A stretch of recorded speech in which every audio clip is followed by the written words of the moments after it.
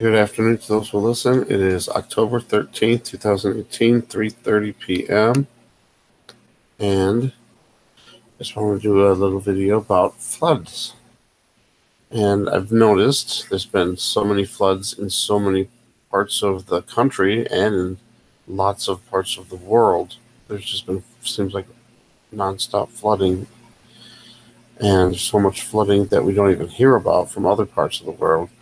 So how much is it really flooding in the world?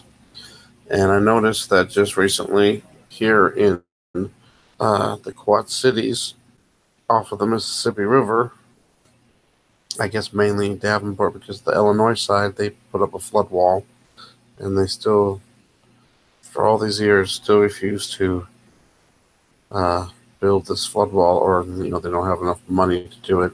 They only get so much help from the government, and then the city has to put up the rest. So that's the main reason why they never put up a flood wall here. But anyway, it's just been, in the past few days, it's been flooding. And I think maybe it started a week ago, maybe, but now it's past the flood stage. So I wanted to show you this.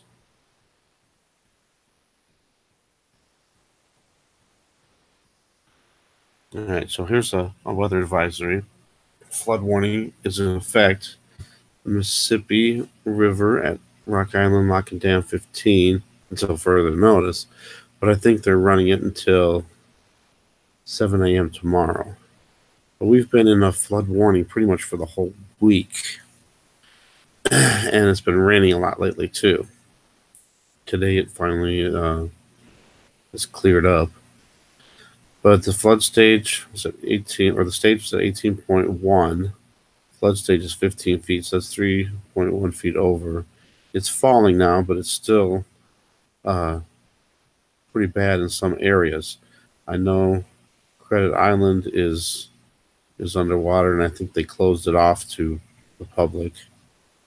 Most of LeClaire Park is underwater. I mean, if you don't know Davenport, then, but you could look that stuff up. But I mean, it goes all the way up 3-4 blocks. So that's pretty bad. And then all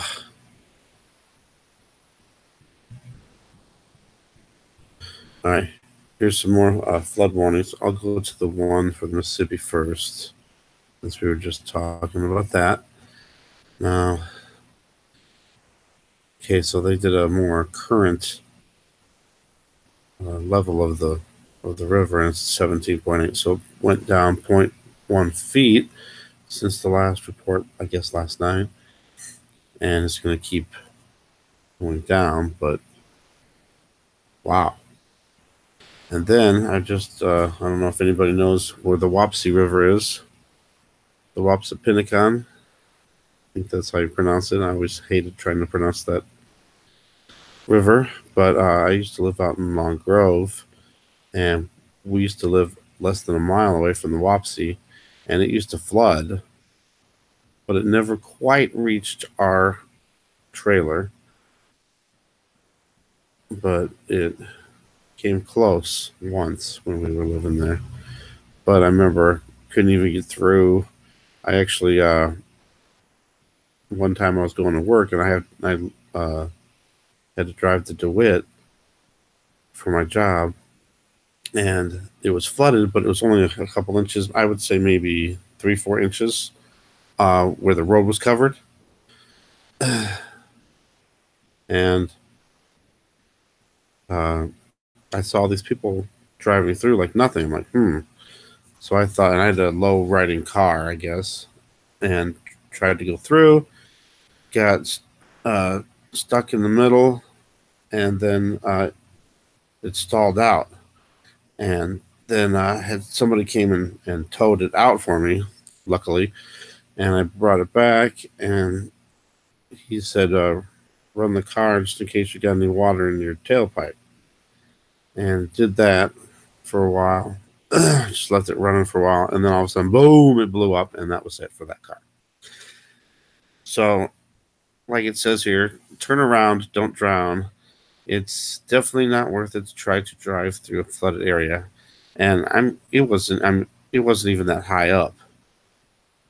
And most cars made it through without, well, actually, all the cars that I saw made it through. I was the only one that didn't. But, and I see people trying to drive through higher levels of flooding, like it's halfway up their car, and that's just not right. That's I don't want to say stupid, but it is kind of stupid because you know, not only are you risking your car, you're risking your life too. And you see so many people trying to drive through that, and then the flood waters carry the car away. You know, that's if you ever do get caught in a flood too, and your car's in there, get out of the car as soon as you can. It's not worth your life. All right. So, and then another thing I wanted to talk about was this sudden cold weather and sudden snow. And I've seen other people commenting saying that they've had really cold weather or it started snowing already. And so I just wanted to show you this if it comes up. Oh, this was to show the temperature. Okay, I got to do the okay. So here's the temperature change. Monday and Tuesday. Tuesday was 84 degrees, and then blam, it dropped all the way down to 34 degrees in 2 days. Or 2.5 days if you want to go overnight. But I was like, wow. It was like, I was waiting and waiting for the heat to finally end. And we've had a lot of days where it wasn't so hot, but then we suddenly get hot again. And I was waiting just to cool down a little bit, and then blam, it just goes way below average. And we're talking, we were 18 degrees above normal. And then suddenly, I guess it's not that much difference, only 9 degrees, 8 degrees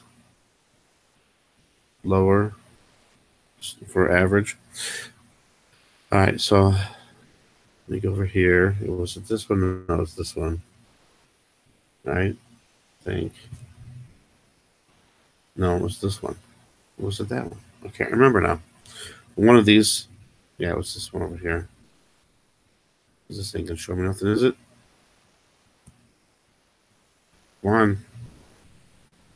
Yeah, that's just showing the weather. All right, it was this one. I have to go back on this one. And I think I have to go back a couple more. Yeah, it's this one. I remember. All right, so one more should do it. So this is channels, the local Channel 6 News, and I consider them the best, and they do the best weather too. All right, they have the first snow facts on here. Come on, load up.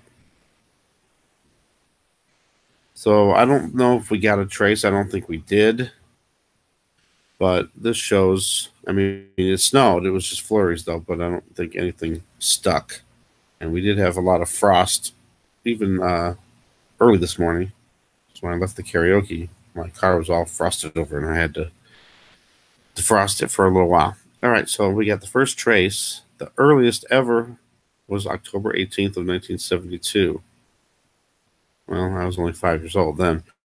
I don't really remember that, but they were, we would have broken that by what? Probably would have been the 12th, 6 days. Wow. And the average first trace is not until November 21st. Wow. And then the latest, well, we don't need to know that.